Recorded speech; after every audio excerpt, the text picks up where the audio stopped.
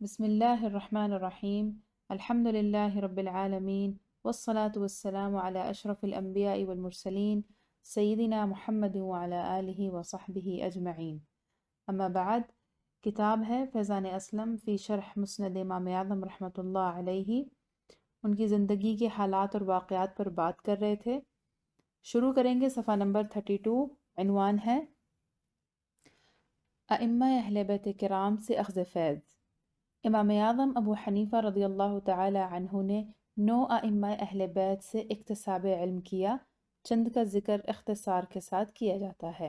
Number 1، امام محمد الباقر رضی اللہ تعالی عنہ.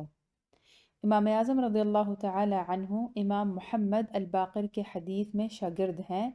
امام بن ابی خاتم، امام مزی، امام ذہبی، امام عسقلانی اور امام جلال الملت والدین السیوطی علیہم الرحمہ نے اپنی اپنی کتابوں میں امام اعظم کے ترجمہ یعنی حالات زندگی میں بیان کیا ہے کہ روا عن ابی جعفر محمد بن علی، کہ امام اعظم رضی اللہ تعالی عنہ امام ابو جعفر محمد بن علی رضی اللہ تعالی عنہ سے روایت کرتے ہیں.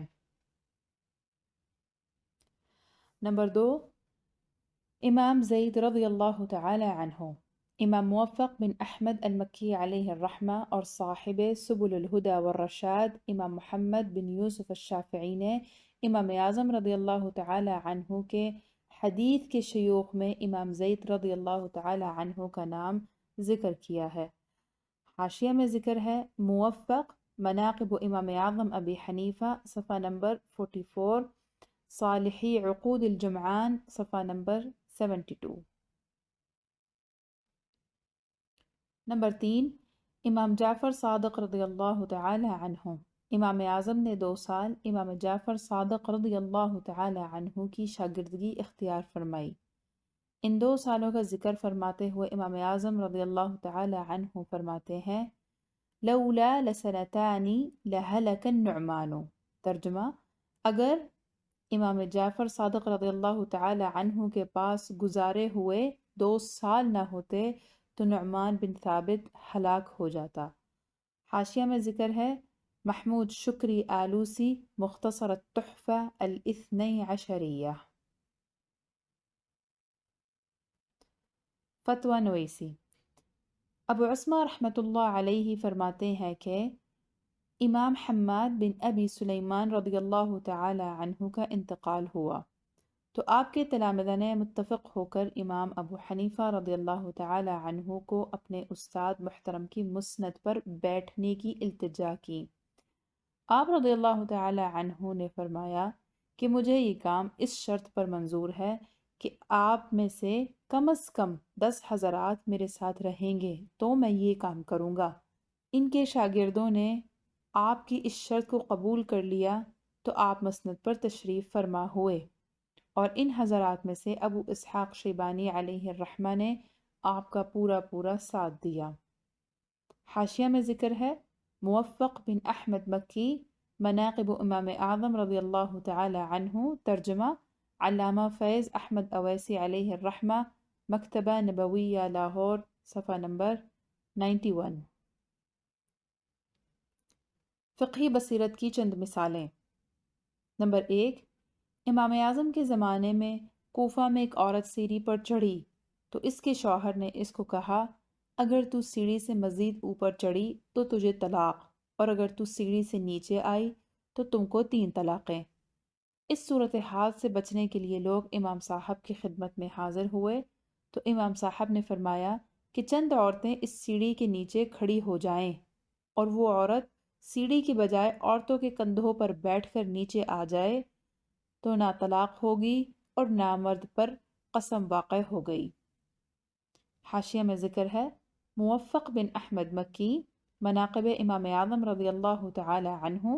ترجمہ: علامہ فیض اویسی علیہ الرحمہ، مکتبہ نبویہ لاہور صفحہ نمبر 124. نمبر 2، ایک شخص کی بیوی پانی کا پیالہ اٹھائے ہوئے آ رہی تھی. اس شخص نے کہا اگر تو نے اس پیالے سے پانی پیا تو تجھے 3 طلاقیں، اور اگر زمین پر گرایا تو بھی 3 طلاقیں.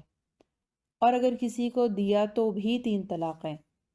علماء نے اس مسئلے کو حل کرنے کی کوشش کی لیکن کوئی جواب نہ بن پڑا۔ امام اعظم رضی اللہ تعالی عنہ نے فرمایا کہ اس پانی میں کپڑا ڈال کر بھگو لو، اس طرح خاوند کی شرط پوری ہو جائے گی اور عورت طلاق سے بچ جائے گی۔ حاشیہ میں ذکر ہے موفق بن احمد مکی، مناقب امام اعظم رضی اللہ تعالی عنہ، ترجمہ علامہ فیض احمد اویسی علیہ الرحمہ، مکتبہ نبویہ لاہور، صفحہ نمبر 136۔ منقول ہے کہ ایک عورت حضرت سیدنا امام اعظم ابو حنیفہ رضی اللہ تعالی عنہ کی مسجد میں حاضر ہوئی۔ آپ رضی اللہ تعالی عنہ نے اپنے رفقاء کے درمیان تشریف فرما تھے۔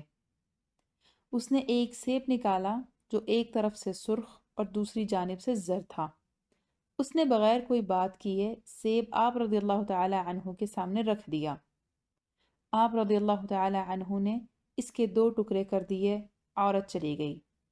آپ رضی اللہ تعالی عنہ کے احباب اس ماجرے کو نہ سمجھ سکے، چنانچہ انہوں نے آپ رضی اللہ تعالی عنہ سے پوچھا تو آپ رضی اللہ تعالی عنہ نے فرمایا، اس عورت کو کبھی سیب کی ایک جانب کی طرح سرخ خون آتا ہے اور کبھی دوسری جانب کی طرح زرد خون آتا ہے، گویا وہ پوچھ رہی تھی کہ وہ خون حیض کا ہے یا طہر کا، تو میں نے سیب کو توڑ کر اس کا اندرونی حصہ دکھایا، جس سے میری یہ مراد تھی کہ جب تک اس سیب کے اندرونی سفیدی کی طرح سفیدی دکھائی نہ دے طہر نہیں ہوگا، تو وہ چلی گئی۔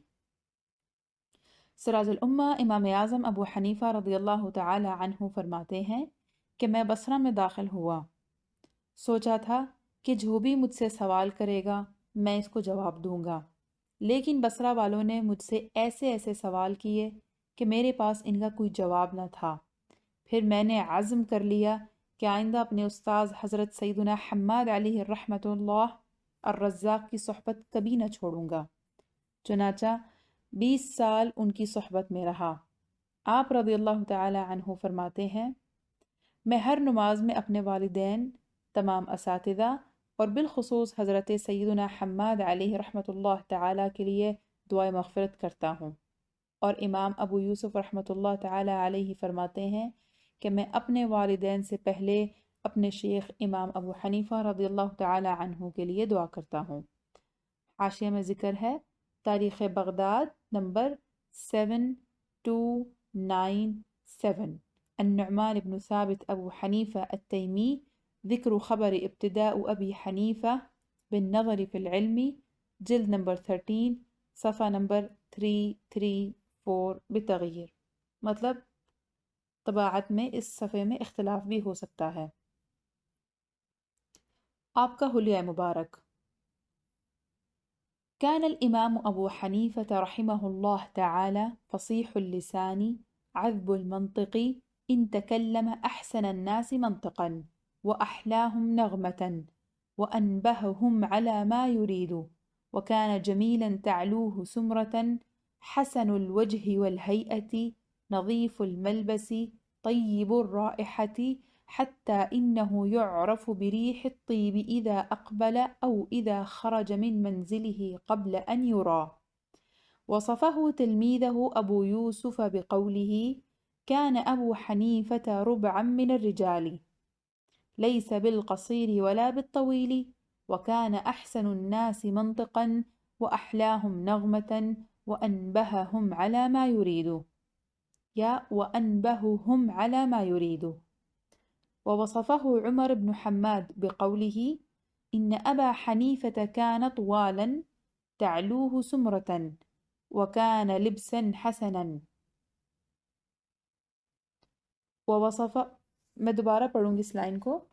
ووصفه عمر بن الحماد بقوله: إن أبا حنيفة كان طوالا تعلوه سمرة وكان لبسا حسن الهيئة، كثير التعطر يعرف بريح الطيب إذا أقبل وإذا خرج من منزله قبل أن تراه. قال الهيثمي: ولا تنافي بين كونه ربعة وبين كونه طوالا، لأنه قد يكون مع كونه ربعة أقرب إلى الطول. ترجمہ: امام اعظم ابو حنیفہ علیہ الرحمہ فصیح اللسان اور شیریں بیان تھے۔ جب آپ کلام فرماتے تو اچھی اور خوبصورت آواز میں گفتگو فرماتے اور اپنی بات سب کو سمجھانے کی قوت رکھتے تھے۔ آپ بہت حسین و جمیل چہرے والے تھے۔ آپ کے کپڑے صاف اور خوشبودار ہوتے تھے، یہاں تک کہ جب آپ راستے سے گزر جاتے یا اپنے گھر سے نکلتے تو آپ کو دیکھنے سے پہلے ہی آپ کی خوشبو کی وجہ سے معلوم ہو جاتا کہ امام اعظم یہاں سے گزرے ہیں یا آ رہے ہیں۔ آپ کے شاگرد رشید امام ابو یوسف علیہ الرحمہ بیان کرتے ہیں کہ آپ درمیانہ قد والے تھے۔ آپ کا قد نہ لمبا اور نہ چھوٹا تھا۔ جب آپ کلام فرماتے تو اچھی اور خوبصورت آواز میں گفتگو فرماتے اور اپنی بات کو سمجھانے کی قوت رکھتے تھے۔ حضرت عمر بن حماد علیہ الرحمہ فرماتے ہیں کہ آپ لمبے قد والے تھے اور آپ کا رنگ گندمی تھا۔ اچھا صاف ستھرا لباس زیب تن فرماتے تھے، کثیر خوشبو والے تھے، یہاں تک کہ جب آپ راستے سے گزر جاتے یا اپنے گھر سے نکلتے تو آپ کو دیکھنے سے پہلے ہی آپ کی خوشبو کی وجہ سے معلوم ہو جاتا کہ امام اعظم یہاں سے گزرے ہیں یا آ رہے ہیں۔ علامہ ہیثمی فرماتے ہیں کہ اس بات میں کوئی تضاد نہیں کہ آپ درمیانہ قد والے اور لمبے تھے، کیونکہ آپ درمیانہ قد والے تھے لیکن لمبے قد کے قریب تھے، یعنی آپ کا قد مبارک درمیانہ تھا لیکن لمبائی کے قریب تھا۔ امام ابو نعیم فضل بن دکین رحمۃ اللہ علیہ فرماتے ہیں کہ وقال ابو نعیم الفضل بن دکین كان ابو حنیفة حسن الوجه واللحية حسن الثياب۔ امام ابو حنیفہ رضی اللہ تعالی عنہ خوبصورت چہرے والے اور عمدہ لباس والے تھے۔ حاشیہ میں ذکر ہے الکتاب مناقب الامام ابی حنیفة وصاحبیہ، صفحہ نمبر 15، المؤلف شمس الدین ابو عبداللہ محمد بن احمد بن عثمان بن قائماز الذهبی المتوفى 748 ہجری، والتعلیق علیہ محمد زاہد الکوثری ابو الوفاء الافغانی الناشر لجنة احیاء المعارف النعمانیہ حیدرآباد الدکن بالہندی، الطبعہ یعنی اس کی پرنٹنگ تیسرے نمبر کی 1408 ہجری۔ امام اعظم کے سفر۔ امام اعظم نے علم حدیث کے حصول کے لیے 3 مقامات کا بطور خاص سفر کیا۔ آپ نے علم حدیث سب سے پہلے کوفہ میں حاصل کیا کیونکہ آپ کوفہ کے رہنے والے تھے اور کوفہ علم حدیث کا بہت بڑا مرکز تھا، گویا آپ علم حدیث کے گھر میں پیدا ہوئے، وہیں پڑھا۔ کوفہ کے سب سے بڑے علم کے وارث امام اعظم خود ہیں۔ دوسرا مقام حرمین شریفین کا تھا جہاں سے آپ نے احادیث اخذ کی، اور تیسرا مقام بصرہ تھا۔ امام ابو حنیفہ نے تقریباً 4000 اساتذہ سے علم حاصل کیا ہے۔ آپ کے اساتذہ کرام۔ ہم نے بیان کیا کہ امام اعظم نے صحابہ اور ائمہ اہل بیت رضی اللہ تعالی عنہم اجمعین سے اکتساب علم کیا، جن کا ذکر ہم نے اوپر کیا ہے۔ وہ تمام امام اعظم کے اساتذہ کرام اور شیوخ ہیں۔ ان کے علاوہ آپ کے اساتذہ کی تعداد تقریباً 4000 ہے، جن میں سے چند کے اسماء درج ذیل ہیں۔ نمبر 1 آدم بن علی البکری، نمبر 2 ابان بن ابو عیاش، 3 ابراہیم بن عبد الرحمن السکسکی، نمبر 4 اجلع بن عبد اللہ بن حجیہ، 5 اسحاق بن ثابت، 6 اسماعیل بن امیہ، 7 ایوب بن ابی تمیمہ، 8 بکر بن عبد اللہ بن عمرو بن ہلال المزنی، نمبر 9 تمام بن جعفر، 10 ثابت بن اسلم، نمبر 11 جابر بن یزید بن الحارث الجعفی، 12 الحارث بن عبد اللہ الاعور الحمدانی، نمبر 13 خالد بن عبد الاعلی الکوفی، نمبر 14 داود بن عبد الرحمن. 15 ذر بن عبد الله بن زرارة. 16 رباح بن زيد القرشي. 17 سالم بن عبد الله. نمبر 18 طاووس بن كيسان. نمبر 19 مالك بن أنس بن مالك. 20 واصل بن حيان رحمة الله عليهم أجمعين. حاشية میں ذکر ہے المؤرخ والمحدث الكبير إمام محمد بن يوسف الصالحي الشافعي عقود الجماني في مناقب الإمام أعظم النعمان صفحہ نمبر 42. درس و تدریس. آپ نے تحصیل علم کے بعد جب درس و تدریس کے سلسلے کا آغاز کیا تو آپ کے حلقہ درس میں زبردست ازدحام ہوتا اور حاضرین میں اکثر اس دور کے جید صاحبان علم کی ہوتی. علامہ کروری نے آپ کے خاص تلامذہ میں 800 فقہا، محدثین اور صوفیہ کرام و مشائخ شمار کیا ہے. یہ ان ہزارہ انسانوں کے علاوہ تھے جو ان کے حلقے میں درس میں شریک ہوتے رہتے تھے. آپ نے فقہ حنفیہ کی صورت میں اسلام کی قانونی و دستوری جامعیت کی لاجواب شہادت مہیا کی اور اس مدت میں جو مسائل مدون کیے ان کی تعداد 12,70,000 سے زائد ہے. آپ کی تالیف پر اجماع ہے اور صحابہ سے نقل روایت بھی ثابت ہے. آپ شریعت کے ستون تھے. مؤرخ خطیب بغدادی نے امام کے پوتے اسماعیل سے روایت کیا ہے کہ میں اسماعیل بن حماد بن نعمان بن ثابت بن مزروبان ہوں. ہم لوگ نسلاً فارس سے ہیں. امام صاحب کے دادا ثابت بچپن میں حضرت علی علیہ السلام کی خدمت میں حاضر ہوئے. انہوں نے ان کے خاندان کے حق میں دعائے خیر کی تھی. ہمیں امید ہے وہ دعا بے اثر نہیں رہے گی. تجارت ان کا ذریعہ معاش تھا. تجارت سے ہی رزق حلال کماتے. دولت کی کمی نہ تھی لیکن ان کی دولت و ثروت کا فائدہ طلباء اور حاجت مندوں ہی کو پہنچتا. فروخت کی جانے والے کپڑے کے محاسن اور عیوب آپ برابر بیان کرتے اور خرابی کو کبھی نہ چھپاتے. اپنے شاگردوں کی اکثر مالی امداد کرتے. آپ کے تلامذہ کرام. آپ کے تلامذہ کی تعداد لاکھوں میں ہے.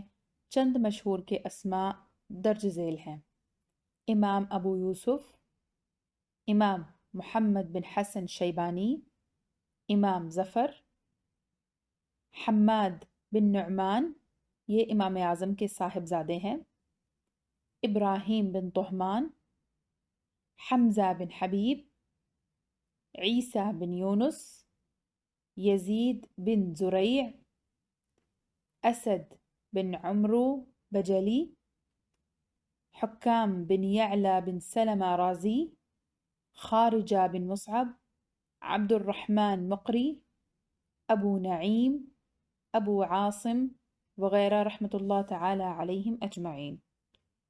حاشیہ میں ذکر ہے تہذیب التہذیب امام بن حجر عسقلانی جلد نمبر 10 صفحہ نمبر 449.